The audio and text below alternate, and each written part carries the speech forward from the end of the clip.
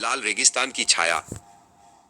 जादुई कालीन उन्हें नील नदी के हरे भरे किनारों से बहुत दूर ले गया।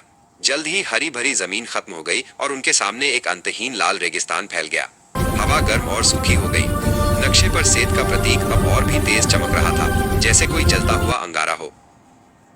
ये सेत का इलाका है, पुरु ने घबरा कर कहा जब कालीन लाल रेत के टीलों के ऊपर से गुजरा। मुझे ये जगह अच्छी नहीं लग रही शौर्य। रेगिस्तान में एक अजीब सी खामोशी थी, सिर्फ हवा की हल्की सरसराहट सुनाई दे रही थी। अचानक हवा तेज हो गई और रेत के कण उनके चेहरों से टकराने लगे। हवा के साथ उन्हें एक डरावनी फुसफुसाहट सुनाई दी जो कहीं से नहीं आ रही थी।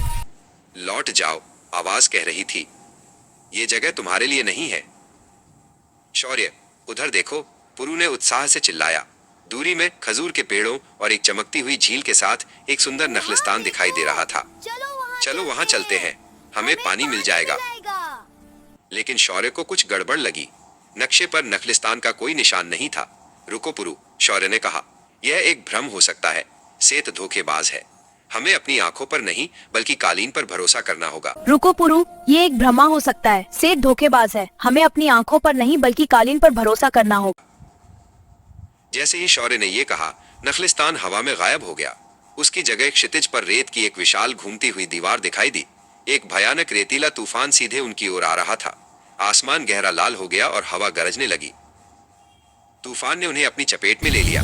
तेज हवा और चुभती हुई रेत ने सब कुछ ढक दिया। तूफान के शोर के बीच उन्हें सेत का ठंडा क्रूर हंसी सुनाई दे रहा था। तुम खो गए हो छोटे इंसानों, अपनी आंखें बंद कर लो, शौर्य चिल्लाया। कालीन पर भरोसा करो।